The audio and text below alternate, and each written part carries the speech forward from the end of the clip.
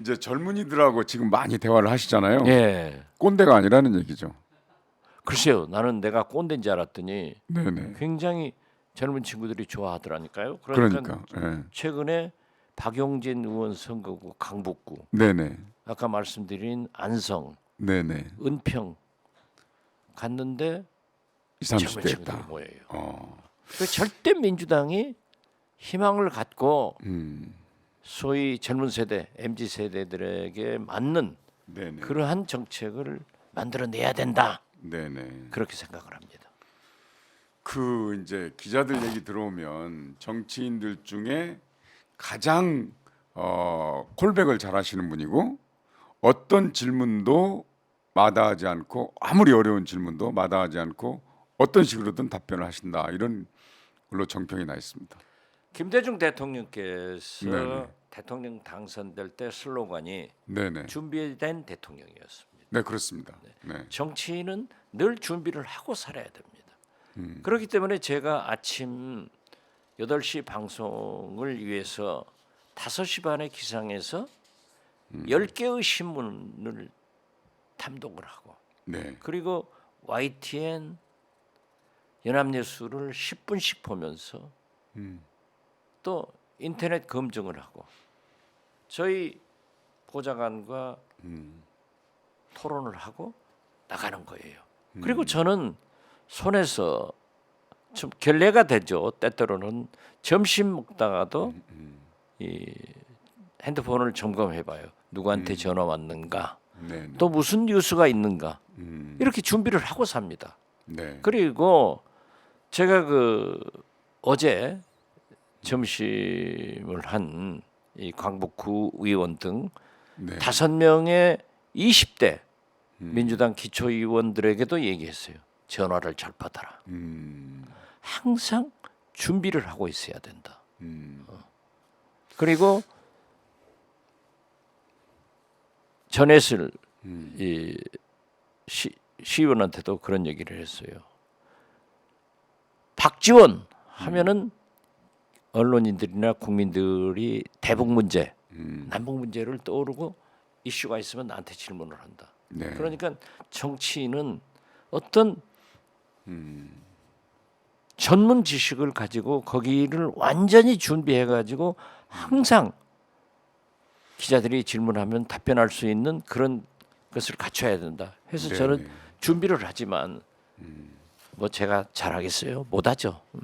그런데 그 시장님께서 젊은이들과 소통이 가능하다는 거는 소통을 자주 하기 때문에 세대 차이를 극복한다. 저는 이렇게 생각합니다. 그렇습니다. 네, 소통을 아주 잘하시는 분이라서.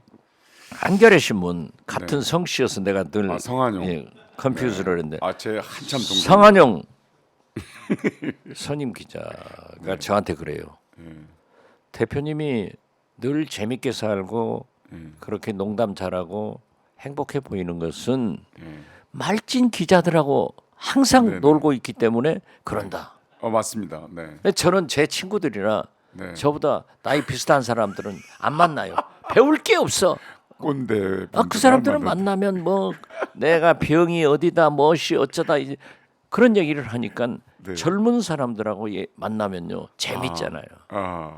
맨 건강 얘기만 하죠. 예, 그렇죠.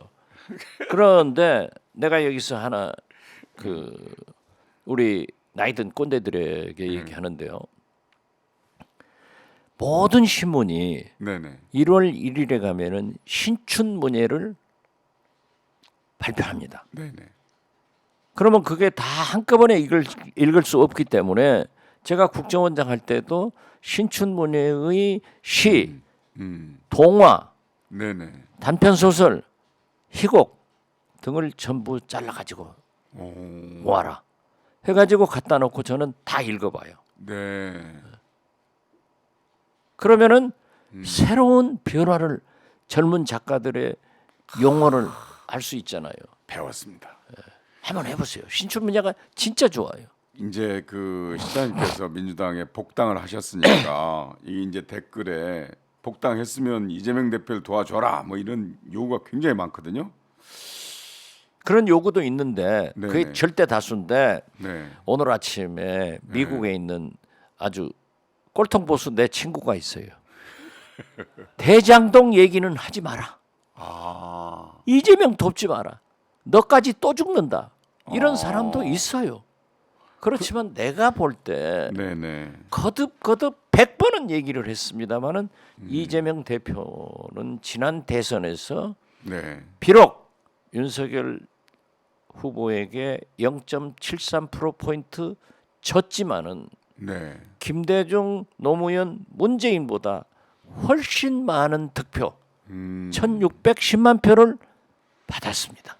그리고 지난 당대표 경선에서 오은하라고 하는 총재였던 김대중 네네. 당에서도 김대중 총재는 76%를 받았는데 이재명 대표는 77.77%를 받았어요. 네. 이런 지지가 있고 어제 네. 갤럽에서 미디어 리서치인가 어디 저 언론사의 의뢰를 받아가지고 차기 대통령 후보로 누가 제일 적합하냐라고 네네. 했는데 압도적으로 이재명 대표가 24~25%로 앞섰더라고요. 아, 네. 그 뒤로 소위 윤석열 대통령의 황태자라고 이르는 한동훈 10%밖에 안 돼요. 네. 그래서 13~14% 포인트 차이로 나오고 뭐 그 다음에는 의미가 없어요. 3% 4%. 네. 그렇기 때문에 민주당이 백척간두에 있고 어려움이 있다고 하면은 반드시 당 대표를 중심으로 뭉쳐서 싸워야 한다. 이것이 김대중 대통령이 저한테 가르쳐준 정치입니다. 네. 그런데 시장님이 민주당에 복당하자마자 그래서 댓글에도 들어가셨으면 뭐 이재명 대표를 도와달라 뭐 이러는데 바로 도울 일이 생긴 것 같습니다. 이 SBS 단독 보도인데 검찰이 성남 FC 문제로 이재명 대표 소환 통보를 했다는데요. 아, 지금 이게 나왔나요? 네네, 방금 나왔습니다. 이제 검찰 수사를 많이 다 하셨본 경험이 있으니까 여러 가지 이제 어드바이스를 할 그런 내용이 있지 않을까 하는 생각이 드는데요. 지금 염려에 있던 올 것이 오고 있습니다. 네, 그렇기 때문에 대표나 이재명 대표나 당 법률위원회에서 네, 율사들이 검토를 하겠지만은 그 배경을 좀 알아봐야 될 것 같습니다. 네.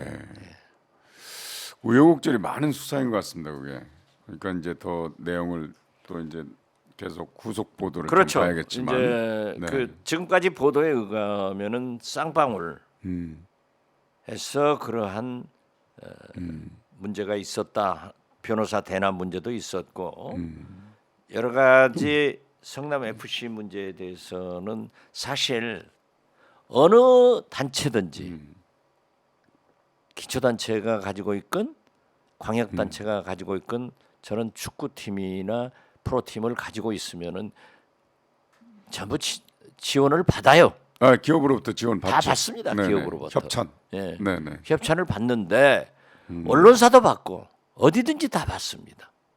그런데 왜 유독 성남 FC만 그렇게 콱 찍어서 얘기를 했는가 이런 문제도 전체적으로 검토를 해봐야죠. 그러니까요.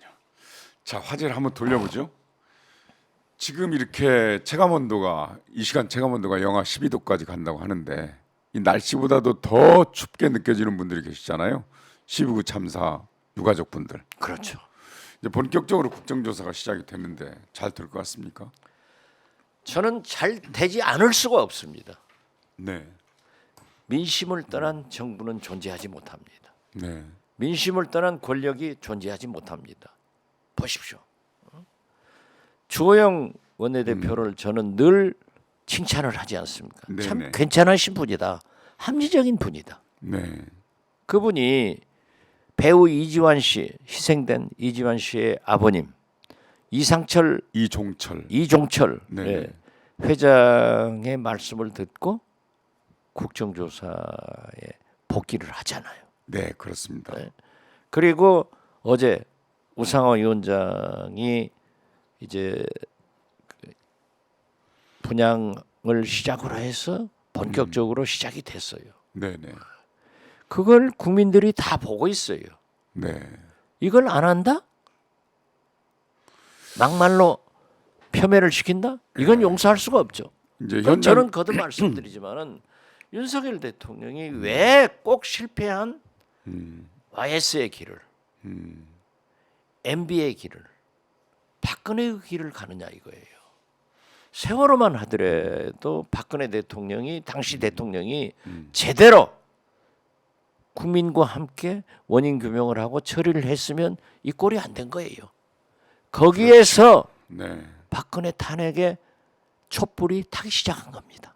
네, 맞습니다. 그런데 지금 이태원 12구 참사에 159명이 산화됐잖아요. 정부의 잘못으로 산화된 거예요. 네. 그런데 이것을 세월호에 답습해서 박근혜의 길로 해결한다고 하면은 윤석열 대통령이 성공할 수 있겠느냐? 네. 저는 거듭 말씀드려서 윤석열 대통령이 민심과 함께 국민과 함께 성공할 수 있는 길로 가시도록 하는 것이 야당의 길이다. 저는 그렇게 생각합니다. 네.